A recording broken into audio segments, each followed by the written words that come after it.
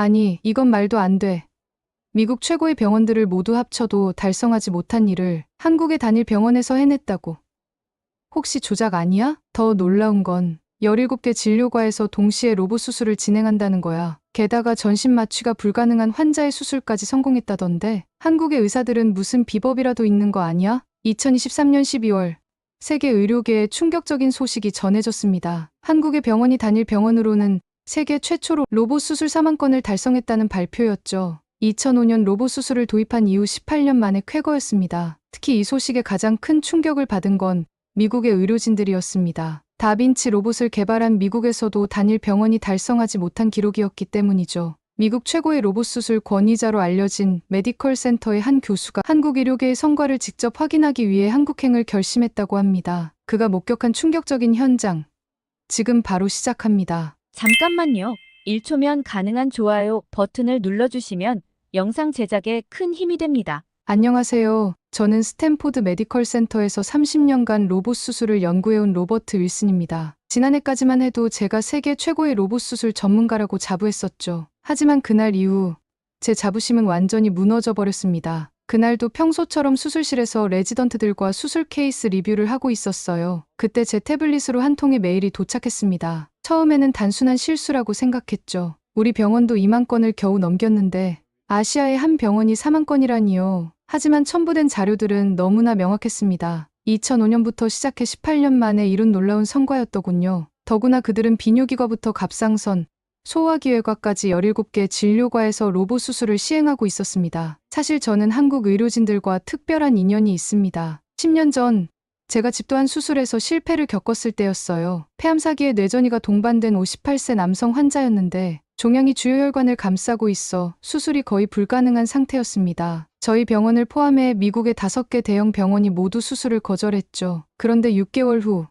그 환자의 아들로부터 한 통의 이메일을 받았습니다. 한국의 한 대학병원에서 로봇 수술을 받고 완치됐다는 내용이었어요. 처음에는 믿기 힘들었습니다. 수술 기록을 보내달라고 요청했고 받아본 자료들은 저를 충격에 빠뜨렸죠. 한국의 의료진들은 우리가 시도조차 하지 못했던 방식으로 수술을 진행했더군요. 로봇팔을 이용해 혈관을 하나하나 분리하면서 종양을 제거하는 새로운 술기였습니다. 수술 시간은 놀랍게도 4시간, 출혈량은 100mm 미만이었죠. 당시 저는 그저 운이 좋았던 케이스라고 치부했습니다. 하지만 이번에 받은 4만 건이라는 숫자를 보니 그때가 떠오르더군요. 그들의 성공이 결코 우연이 아니었다는 걸 그제야 깨달았죠. 다음 날 아침, 저는 한국행 비행기 표를 예약했습니다. 세계 최고를 자부하던 의사가 배우러 간다는 게 조금 부끄럽기도 했지만 그들이 어떻게 이런 성과를 이뤄냈는지 직접 확인하고 싶었어요. 그리고 그것은 제 의료 인생에서 가장 현명한 결정이 되었습니다. 그 환자의 수술 기록을 본 후 저는 한동안 잠을 이루지 못했습니다. 30년 동안 쌓아온 제 자부심이 하룻밤 만에 무너져 내린 기분이었거든요. 사실 그때부터 저는 변화를 시작했답니다. 우선 우리 병원의 모든 로봇 수술 데이터를 다시 분석했어요. 지난 10년간의 실패 사례를 하나하나 검토하면서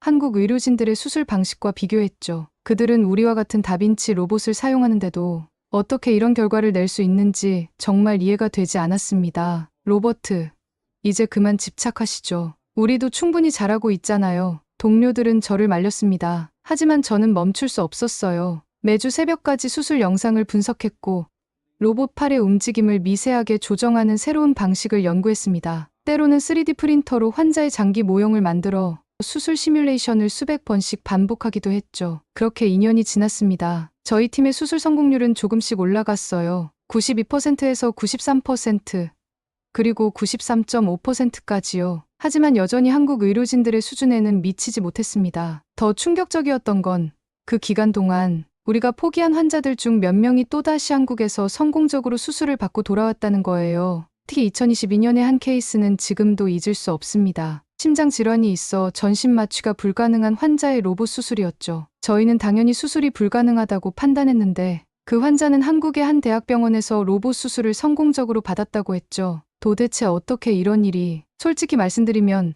처음에는 굉장히 자존심이 상했어요. 하지만 점차 그 감정은 호기심으로 바뀌었습니다. 한국의 의료진들은 분명 우리가 모르는 무언가를 알고 있었거든요. 2023년 초, 저는 드디어 한국의 의료 논문들을 본격적으로 연구하기 시작했습니다. 그들은 단순히 로봇을 잘 다루는 게 아니었어요. 완전히 새로운 수술 패러다임을 만들어내고 있었죠. 가장 놀라웠던 건 한국의 대학병원들이 서로 적극적으로 정보를 공유한다는 사실이었습니다. 미국에서는 상상도 할 수 없는 일이었죠. 우리는 각자 도생하면서 자기 병원의 노하우를 절대 공개하지 않거든요. 하지만 한국은 달랐습니다. 그러던 중 2023년 12월 그 충격적인 사망권 달성 소식을 접하게 된 거예요.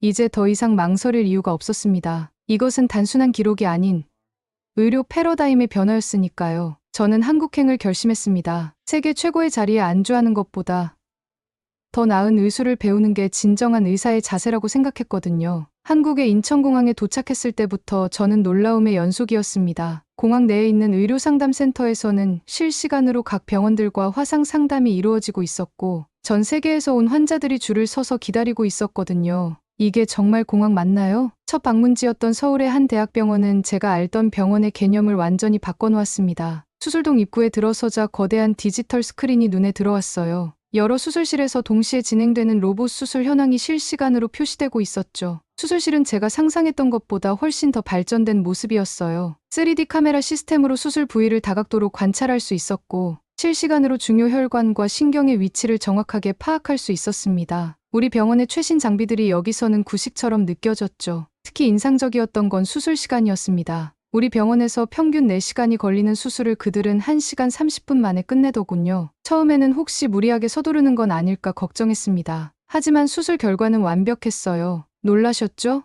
수술을 마친 집도이가 제 표정을 보며 미소 지었습니다. 빠르다고 해서 결코 서두르는 것은 아닙니다. 우리에게 로봇은 단순한 도구가 아니에요. 환자 한 분 한 분의 상태에 맞춰 최적의 치료를 제공하는 동반자죠. 첨단 장비는 우리가 더 정확하고 안전한 수술을 할 수 있게 돕는 도구일 뿐이에요. 그래서 오히려 더 신중하게, 하지만 더 효율적으로 수술할 수 있는 거죠. 또 한 가지 놀라웠던 건 글로벌 협력 시스템이었습니다. 복잡한 수술의 경우 미국, 유럽, 호주의 의료진들과 실시간으로 의견을 주고받으며 최적의 수술 방법을 결정하고 있었어요. 제가 그토록 고집해왔던 개인의 탁월함이라는 개념이 여기서는 통하지 않았습니다. 그날 밤 호텔로 돌아와 창밖을 바라보며 깊은 생각에 잠겼습니다. 불과 하루 만에 제가 알던 의료의 패러다임이 완전히 무너져 버렸거든요. 개인의 능력이 아닌 시스템의 힘, 경쟁이 아닌 협력의 가치를 보여주는 현장이었습니다. 그리고 이것은 시작에 불과했어요. 다음 날부터 저는 더 놀라운 한국 의료의 현실을 목격하게 되었으니까요. 한국 방문 일주일째, 저는 제 눈을 의심할 수밖에 없는 수술을 목격했습니다. 세 개의 수술실에서 동시에 진행되는 복합 수술이었어요. 비뇨기과에서는 전립선 암 수술을, 산부인과에서는 자궁경부암 수술을, 일반 외과에서는 위암 수술이 동시에 이루어지고 있었죠. 이런 건 처음 보시죠? 한국의 한 교수가 제게 물었습니다. 맞습니다. 여러 진료과가 실시간으로 정보를 공유하며 진행하는 다중 로봇 수술은 처음이었어요. 각 수술실의 의료진들은 마치 오케스트라처럼 완벽한 호흡을 보여주었죠. 특히 인상적이었던 건 데이터 기반의 의사결정 시스템이었습니다. 수술 전 과정에서 발생하는 데이터를 실시간으로 분석하고 의료진에게 즉각적인 피드백을 제공하더군요. 과거 유사 케이스의 데이터를 바탕으로 최적의 수술 경로를 제시하는 모습은 정말 인상적이었습니다. 우리는 매주 화요일 새벽 5시에 모입니다. 한 젊은 의사가 말했어요. 모든 수술 케이스를 리뷰하고 새로운 수술 기법을 연구하는 시간이라고 했습니다. 전 세계 의료진들과 화상으로 연결해 토론도 한다고 하더군요. 이런 열정이 바로 한국 의료의 발전 원동력이구나 싶었습니다. 수술실을 나와 병동을 둘러보면서 또 한 가지 놀라운 점을 발견했어요. 로봇 수술을 받은 환자들의 회복 속도였습니다. 환자들은 수술 후 23일이면 보행이 가능했고 일주일이면 퇴원할 수 있었죠. 우리 병원의 경우 비슷한 수술을 받은 환자들의 평균 입원 기간이 2주 정도인 것을 생각하면 놀라운 차이였습니다. 의료기술의 발전이 특정 계층만을 위한 것이어서는 안 됩니다. 병원장님의 이 말씀이 제 마음을 크게 울렸습니다. 그들은 단순히 수술 건수나 성공률만을 높이는 게 아니었어요. 최첨단 의료 기술을 누구나 접근할 수 있게 만드는 것.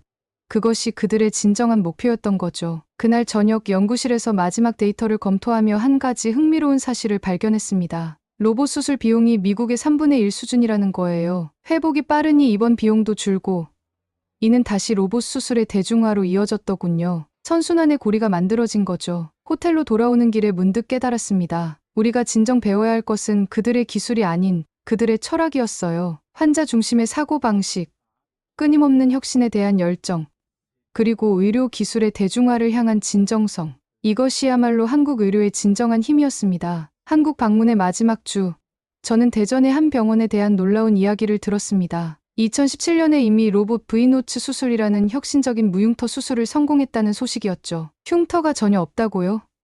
그게 가능한가요? 처음에는 반신반의했습니다. 로봇 수술을 30년 가까이 해온 제가 보기에도 완전한 무흉터 수술은 마치 꿈 같은 이야기였거든요. 기존 로봇 수술에서는 최소 34개의 작은 흉터가 불가피했는데 V노츠 수술은 입안 점막을 통해 수술하는 혁신적인 방식이었습니다. 이 수술법은 갑상선암, 직장암, 전립선암 등 다양한 분야에서 성공적으로 적용되고 있었어요. 놀랍게도 폐구역 절제술까지 성공했다고 하더군요. 기존에는 상상도 할 수 없었던 일이었습니다. 한 회복 환자와 이야기를 나눌 기회가 있었습니다. 2주 전에 V노츠 수술을 받은 40대 여성 환자였는데 외부에는 수술 흔적이 전혀 보이지 않았어요. 처음에는 저도 믿기지 않았어요. 이렇게 큰 수술을 받았는데 흉터가 하나도 없다니. 환자의 말에 깊이 공감했습니다. 의사인 저도 믿기 힘든데 환자의 입장에서는 얼마나 놀라웠을까요?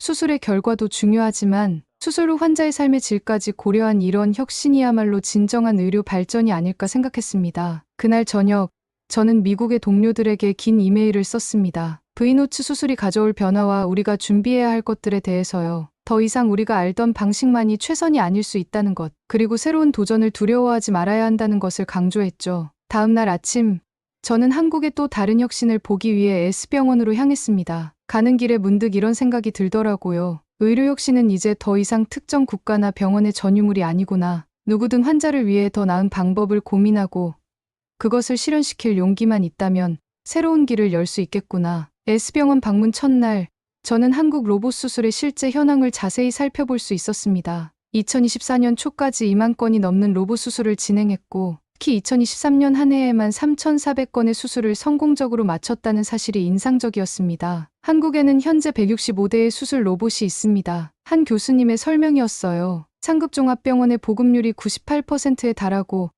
병원당 평균 2.2대를 보유하고 있다는 통계는 정말 놀라웠습니다. 미국의 유수 병원들도 아직 이 정도 수준에는 미치지 못하고 있었거든요. 특히 한국의 로봇 수술은 이제 표준 치료법으로 자리 잡아가고 있었습니다. 비뇨기과 분야에서는 이미 표준 치료법이 되었고 갑상선암 수술에서도 빠르게 확산되고 있다고 하더군요. 왜 로봇 수술이 이렇게 빠르게 확산되었는지 아세요? 교수님의 설명은 매우 논리적이었습니다. 갑상선암 수술의 경우 머리카락처럼 가는 부갑상선 혈관을 보존해야 목소리 변화를 막을 수 있다고 해요. 전립선암은 발기부전을 줄이기 위해 신경혈관 다발을 보존해야 하고요. 이런 정밀한 작업에서 로봇 수술이 탁월한 강점을 보인다는 거였죠. 수술실에서 진행되는 모습을 지켜보며 이해하게 됐습니다. 10배 이상 확대된 시야, 자유자재로 움직이는 로봇 팔의 정교함, 그리고 무엇보다 중요한 건 이를 다루는 의료진의 숙련도였습니다. 직장암 수술을 참관하면서 특히 놀라웠습니다. 좁은 골반 내에서 수술해야 하는 직장암의 경우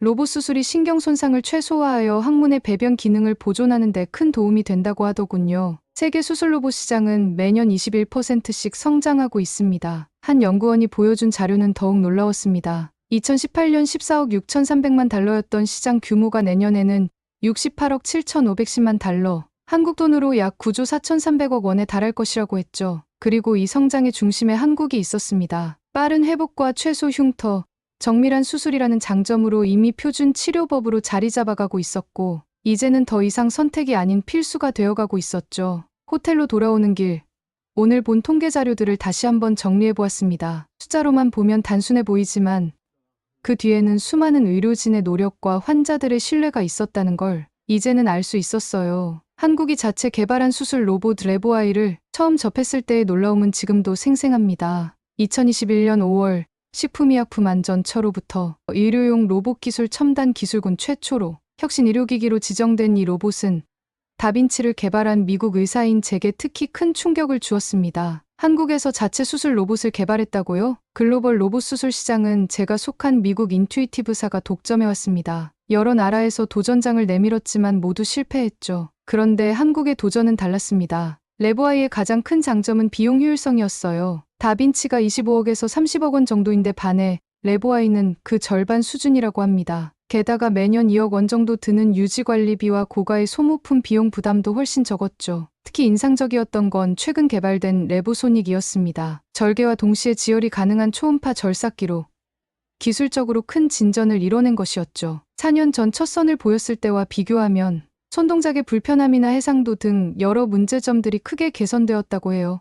서울 S병원에서 열린 워크숍 현장도 참관할 기회가 있었습니다. 위장관외과, 대장학문과, 비뇨의학과 등 다양한 분야의 의료진들이 레보아이로 수술 실습을 하고 있었죠. 놀라웠던 건 사우디아라비아에서 온 의사들의 반응이었습니다. 다빈치와 큰 차이를 느끼지 못했습니다. 오히려 가격 경쟁력이 뛰어나서 중동 지역에서도 충분히 활용할 수 있을 것 같네요. 하지만 한국의 의료진들은 여기서 만족하지 않았습니다. 그들에게 레보아이는 시작에 불과했어요. 단순히 기존 기술을 따라가는 것이 아닌 새로운 기술적 접근과 아이디어가 필요하다는 현지 의료진의 말이 특히 인상적이었습니다. 지금까지는 가격 경쟁력이 가장 큰 장점이었지만 앞으로는 우리만의 특화된 기술을 개발해야 합니다. 한 교수님의 이 말씀이 레보아이의 미래를 잘 보여주는 것 같았어요. 그들은 단순히 해외 기술을 모방하는 것이 아닌 새로운 혁신을 만들어내고자 했습니다. 중앙아시아, 남미, 러시아를 넘어 미국과 유럽 시장까지 내다보고 있었죠. 미국으로 돌아가는 비행기 안에서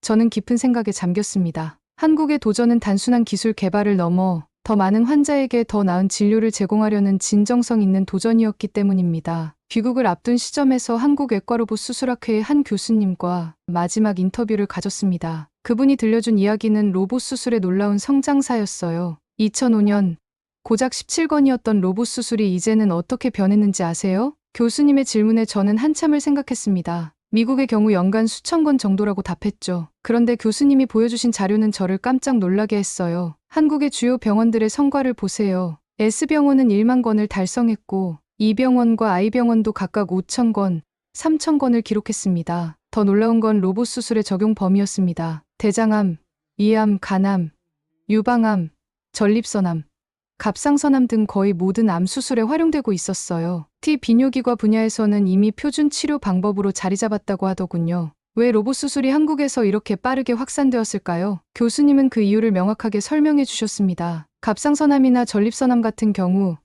매우 정교한 수술이 필요한데 로봇 수술이 이런 부분에서 탁월한 장점을 보인다는 거였죠. 실제로 수술 후 합병증도 크게 줄었다고 합니다. 환자들의 삶의 질 향상, 그것이 우리가 추구하는 가장 큰 목표입니다. 교수님의 이 말씀이 특히 와닿았습니다. 단순히 암을 제거하는 것을 넘어 수술 후 환자의 삶까지 고려하는 접근 방식, 그것이 바로 한국 의료의 특별한 점이었던 거죠. 마지막으로 교수님이 보여주신 자료가 있습니다. 세계 수술 로봇 시장이 매년 21%씩 성장하고 있다는 내용이었어요. 2018년 14억 6,300만 달러였던 시장 규모가 내년에는 68억 7,510만 달러, 약 9조 4,300억 원에 달할 것이라고 합니다. 앞으로는 증강현실이나 촉감 기술까지 더해질 겁니다. 더 정확하고 안전한 수술이 가능해지겠죠. 인터뷰를 마치고 나오면서 깊은 감동을 느꼈습니다. 로봇 수술은 더 이상 선택이 아닌 필수가 되어가고 있었어요. 그리고 그 변화의 중심에 한국이 있었죠. 높은 비용에도 불구하고 빠른 회복과 최소 흉터, 정밀한 수술이라는 장점으로 이미 표준 치료법으로 자리 잡아가고 있었으니까요. 의료의 미래가 여기 있구나. 그날 밤 호텔로 돌아와 노트북에 마지막 기록을 남기며 이런 생각이 들었습니다. 한국의 의료진들이 이뤄낸 성과는 단순한 숫자의 나열이 아닌 의료 혁신의 새로운 이정표였으니까요. 한국에서의 마지막 아침, 모든 일정을 마치고 인천공항으로 향했습니다. 공항으로 가는 길에 지난 2주간의 경험이 주마등처럼 스쳐 지나갔어요. 불과 20년 전만 해도 17건에 불과했던 로봇 수술이 이제는 세계를 선도하는 수준에 이르렀다는 사실이 새삼 놀라웠습니다. 처음 한국을 방문했을 때 가졌던 의구심이 부끄러워질 정도였죠. 결국 중요한 건 환자라는 걸 깨달았습니다. 비행기 탑승을 기다리며 마지막으로 만난 교수님의 말씀이었어요. 한국의 의료진들이 이토록 빠르게 발전할 수 있었던 건 환자의 삶의 질 향상이라는 명확한 목표가 있었기 때문이라고 하더군요. 실제로 제가 본 한국의 로봇 수술은 단순한 기술의 과시가 아니었습니다. 전립선 암 환자의 발기 능력을 보존하고 갑상선 암 환자의 목소리를 지키고 직장암 환자의 배변 기능을 보호하는 등 환자의 수술 후 삶까지 고려한 세심한 접근이 인상적이었어요. 교수님, 이제 어떤 계획이세요? 저를 배웅하러 나온 젊은 의사의 질문에 잠시 말을 잊었습니다. 사실 제 머릿속은 이미 미국으로 돌아가 시작할 일들로 가득했거든요. 우리 병원의 로봇 수술 시스템을 전면 개편하고 의료진 교육 방식도 바꾸고 환자 중심의 새로운 프로토콜도 만들어야겠다고 생각했습니다. 한국의 발전 속도를 보면서 위기감도 들었을 것 같은데요. 젊은 의사의 질문에 저는 고개를 저었습니다. 위기가 아닌 기회라고 생각합니다. 의료 발전에는 국경이 없으니까요. 한국이 이뤄낸 성과는 전 세계 환자들에게 희망이 될 거예요. 창가에 앉아 이륙하는 비행기 안에서 저는 깊은 생각에 잠겼습니다. 한국의 도전은 단순한 기술 개발을 넘어 더 많은 환자에게 더 나은 진료를 제공하려는 진정성 있는 도전이었기 때문이에요. 그들은 이미 중앙아시아, 남미, 러시아를 넘어 미국과 유럽 시장까지 내다보고 있었습니다. 점점 작아지는 인천공항을 바라보며 생각했습니다. 의료혁신의 새로운 장이 시작되고 있구나. 한국의 의료진들이 앞으로 어떤 새로운 역사를 써내려갈지,